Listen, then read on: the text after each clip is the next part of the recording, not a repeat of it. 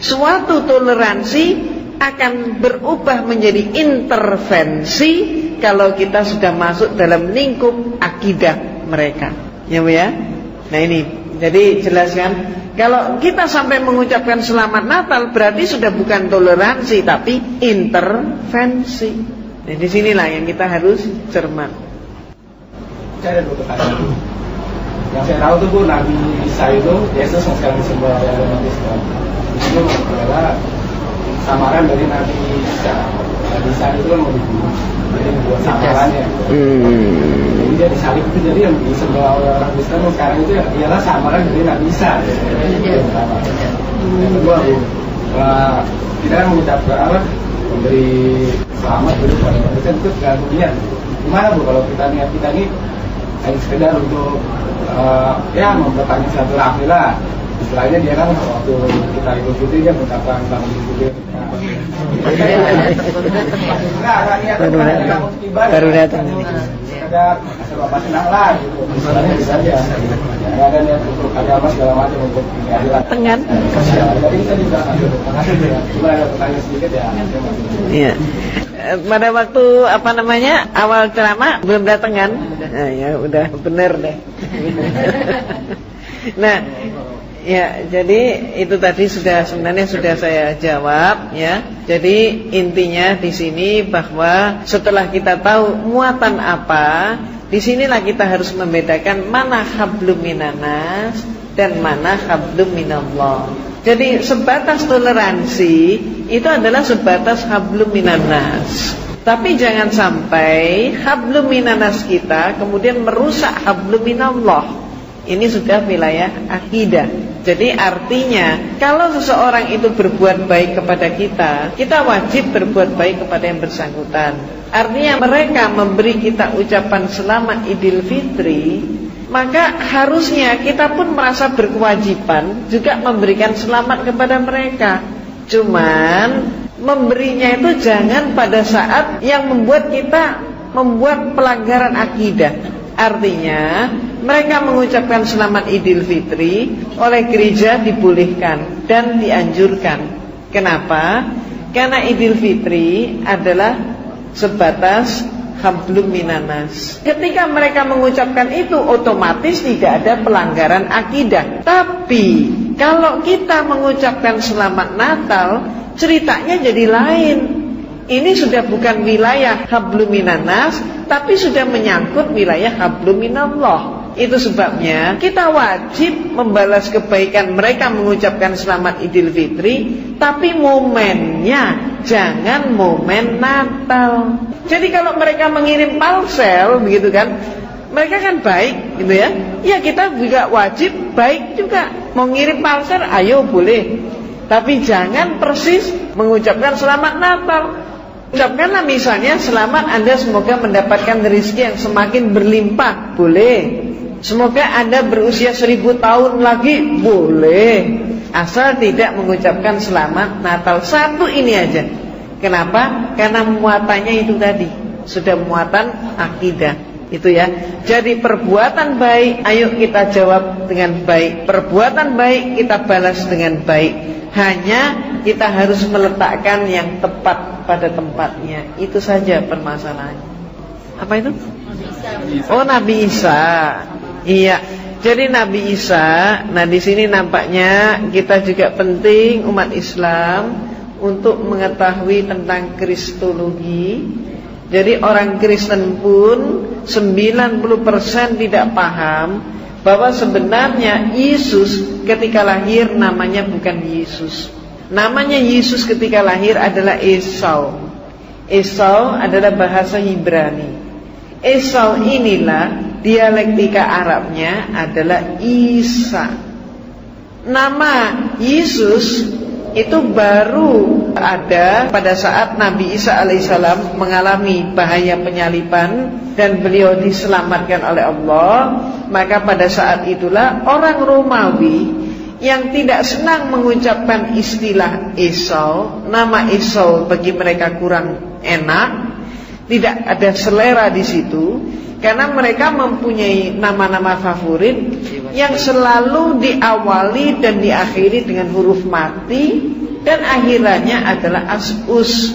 Jadi dengan Esau mereka merasa tidak nyaman. Jadi Esau itu diganti. Maaf Bapak Ibu, sama aja ketika kita masih dijajah Belanda dulu. Orang Belanda mengganti nama-nama kita karena tidak sesuai dengan lidah. Orang-orang kita banyak yang hidup bergaul di kalangan mereka, nama misalnya sampai mengubah namanya.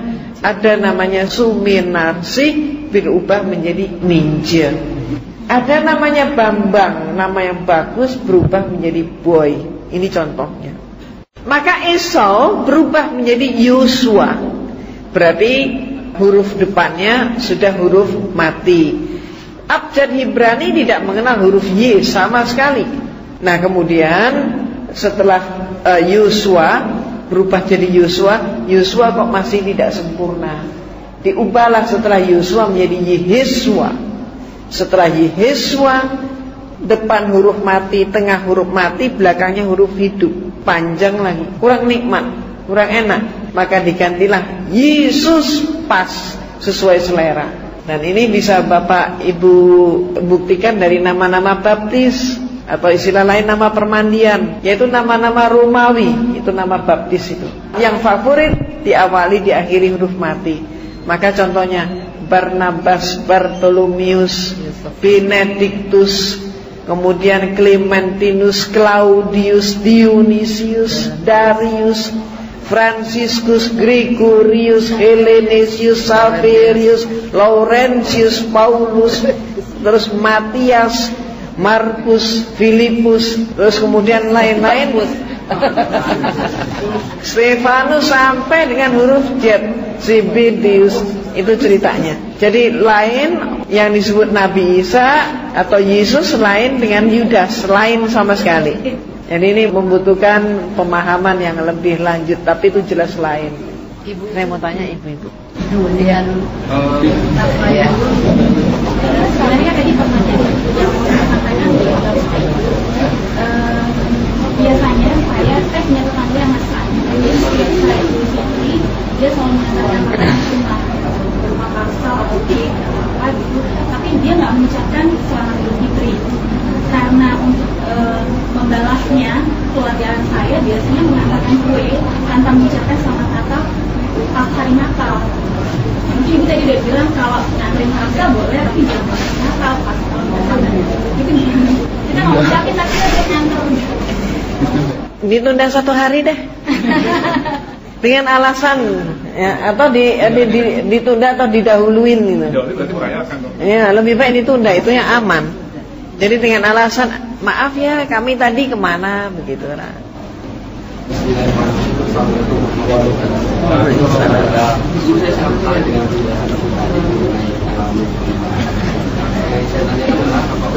Informasi diketahui oleh seputar gereja, tapi untuk mereka mempersilahkan waktu mereka menyatakan bahwa ini diharuskan diterapkan di kalangan gereja, karena memang sudah diketahui oleh sejarawan-sejarawan di dunia gitu.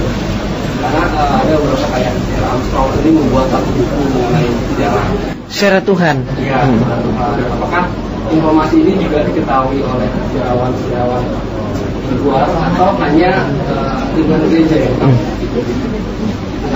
Yang kedua, saya sempat juga searching di website, cuman satu kali saya baca mengenai yang Islamic Invasion itu ya.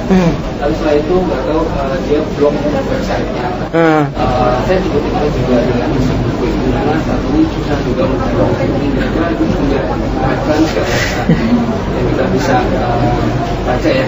Ya, insya Allah buku itu di kios-kios buku Kristen ada. Ya, Islamic Invasion itu ada.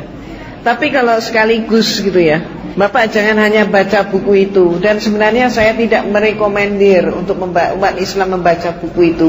Kenapa? Saya khawatir nanti ada guncangan-guncangan. Namun kalau Bapak insya Allah lah. Nah, sebaiknya yang dibaca adalah justru buku ini. Dan ini sudah ada di hadapan Bapak. Nah, dan ini kan untuk menjawab Islamic Invasion. Memang buku ini insya Allah yang akan justru memberikan penjelasan kepada kita, sekaligus juga untuk menguatkan akidah kita. Itu Pak ya. Terus kemudian tentang Natal tadi, perlu kita pahami Pak, strategi gereja agar supaya ada orang yang mau masuk ke gereja, maka disitulah gereja mengupayakan berbagai macam cara, termasuk mengadakan acara-acara yang memikat. Maka perbedaannya, Islam dan budaya jauh berbeda, tapi Kristen sangat kental dengan sinkretisme. Ini bedanya. Jadi sekali lagi, kalau di dalam Islam agama dan budaya beda, tapi kalau di dalam agama Kristen, sinkretisme di dalam agama itu banyak sekali terjadi. Demikian pula acara Natal ini adalah justru untuk memikat supaya orang masuk, tertarik dan masuk ke gereja. Maka mereka menyediakan berbagai macam peringatan. Coba kalau kita urut ya Pak ya, mulai anak kecil. Anak kecil itu dipikat dengan apa? Sinterklas.